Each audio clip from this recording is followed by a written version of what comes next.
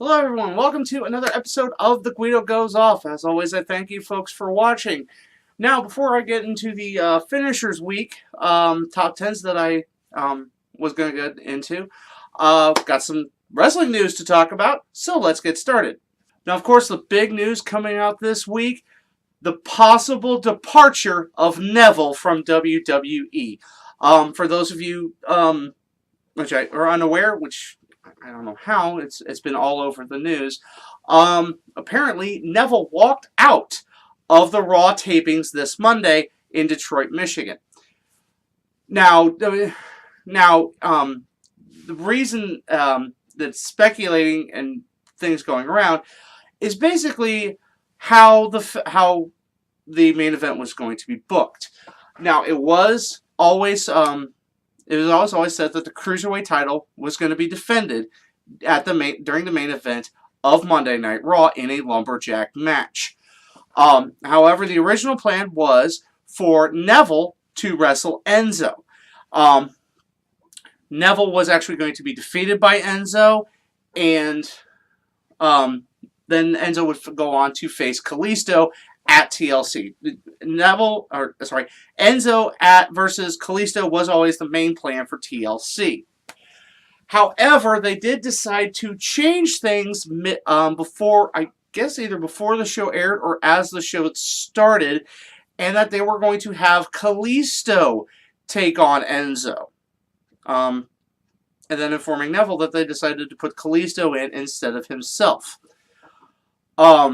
Now, the original plan was for him to lose, but given that it was Eddie Guerrero's birthday and in the midst of Hispanic Heritage Month, WWE decided to go ahead and have the title change take place. However, the Cruiserweight title match between Enzo and Kalisto for TLC, that's still going on from what we're gathering from current plans. It's speculated that Neville flat out, I guess he just up and walked out. It has been rumored that several wrestlers have said that he said he quit.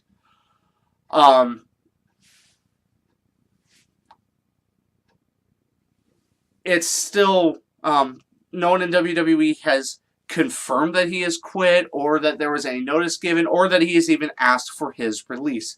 All that we know is that he walked out of Raw.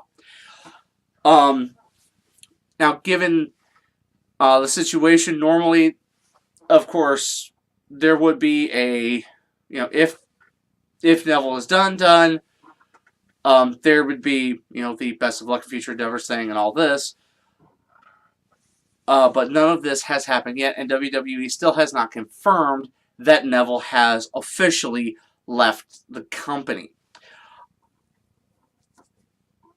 Now, you would think that Neville would be, a bit more professional in this, but I can understand the frustrations, especially given the Cruiserweight division, or as they're now calling it, the 205 division. Now, he was basically on top of the division for quite some time, the longest reigning modern Cruiserweight champion, and then dropping it to Enzo. But and now with the Cruiserweights getting more exposure, with the inclusion of Enzo and now Kalisto in the division, and let's face facts, this is the third week in a row that the Cruiserweights have main evented Raw. So this does say something about the inclusion of those two in the division. So, but I can understand Neville's frustration. It's probably on par with Austin Aries when he decided that he wanted to leave the company. Or has he? Because Aries has been talking about going around the Performance Center.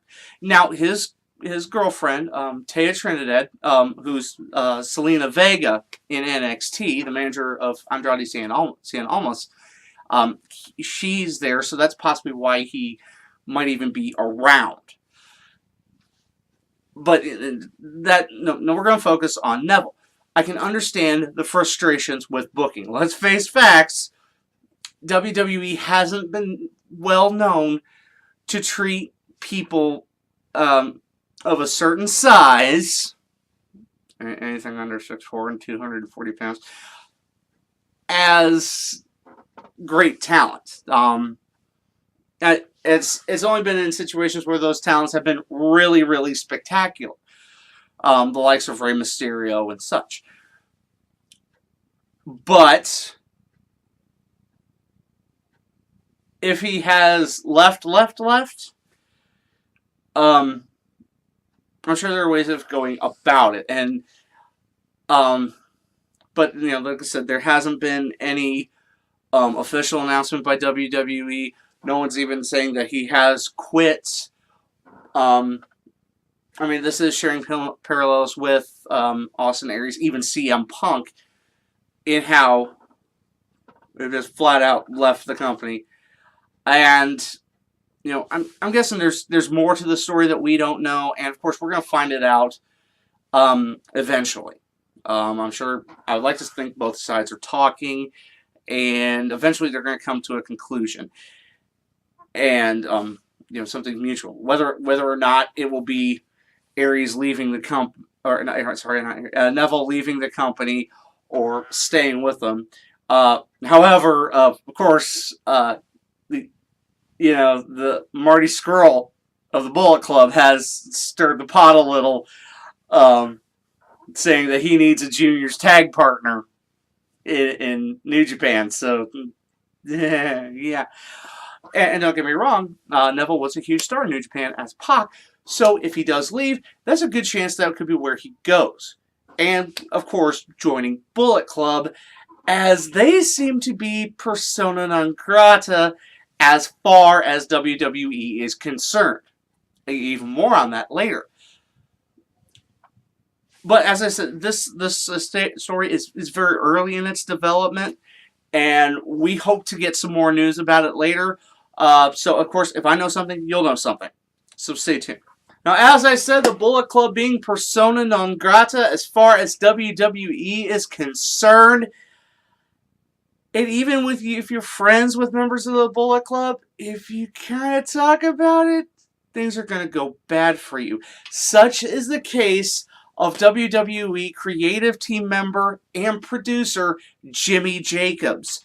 Apparently, a couple weeks ago during the DX invasion, Jimmy Jacobs took a picture with the Bullet Club members there, which included Cody Rhodes, Hangman Page, Marty Scurll, and the Young Bucks. Well, apparently this did not go over very well because they have fired him. Now, for those of you that don't know, Jimmy Jacobs was a great wrestler in the Indies, known especially for his work in Ring of Honor. And because of that, and he actually has some friends over in WWE. For those of you that don't know, they actually took a picture together of the former members of the Ring of Honor group Age of the Fall, which included the likes of Seth Rollins, who was wrestling as Tyler Black at the time, Luke Harper, who wrestled as something Lee, I forget, and I also forget the other member in there. In fact, Jimmy Jacobs and Seth Rollins or Tyler Black were Ring of Honor tag champions. Now, and for at least the past couple of years, Jimmy Jacobs has worked as part of the creative team and part of the writing staff for WWE. But then on his Twitter, he posted a picture of himself with the Bullet Club. Now, this probably would have been okay had it not been the Bullet Club invasion right outside of Raw. So when technically he's working. Now the thing is, this being the last straw, a lot of people are questioning that he got fired simply for this. It has been said that he has, that there have been other issues between himself and other WWE staff, probably the old fogies who think that the way they're booking is perfectly fine. but they're saying this is the last. This picture was the last straw. It is unfortunate, and it's basically saying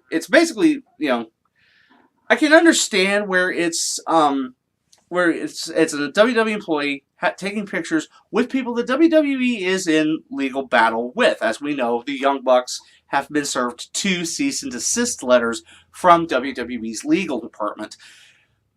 So it does kind of look bad for the company for their employee to be taking pictures with people that WWE is in a legal battle with. But there has, of course, to be more than this. I mean, I can see this being the quote-unquote last straw, but there's clearly more stuff that has happened in those 2 years that Jacobs has been working as part of WWE's creative team. So, of course, we hope Jimmy Jacobs finds employment, and we wish him the best, because Jimmy Jacobs is not only a great wrestler, a great mind in the business, just a great guy. And so, I don't know if this is the end of the story, but more, if there's more, of course, I'll let you guys know, because you deserve to know. You have inquiring minds, and they need to know, right? Now, finally, I get to talk about some good news today. Always fun. Earlier this week, Tommy Dreamer made a huge announcement in regards to his promotion, House of Hardcore, which has been running for a few years on the indie scene. They've been working the Northeast area of the United States. I think they've also done some shows in Canada. But he came out with a big announcement, and that is that House of Hardcore will begin streaming on Twitch. For those of you that don't know, Twitch is a streaming network, mostly associated with video games. A lot of live streaming of video games. In fact, some WWE personalities have Twitch streams. I even know a few people that have Twitch streams themselves, and they keep telling me I need one. I don't want to lie. Why would anyone watch me suck at playing video games? Is anyone's excuse, or is anyone's guess? But because of this, House of Hardcore will put on more regular shows, and also, he said another part of this big announcement: there will be championships in House of Hardcore. So, this is great news for Tommy Dreamer and his promotion, which has been pretty popular and has been able to get some big names to wrestle for him. In my last regular show, I did mention that Candice Michelle had is coming out of retirement to wrestle for them next month. So, this is great news. I think there's some other wrestling promotions. I know friend of the show, Wrestle Circus. I think they have a Twitch stream. But like I said, this is big news for House of Hardcore, and it's always great to see a promotion grow. And so, kudos to Tommy Dreamer. Kudos to House of Hardcore.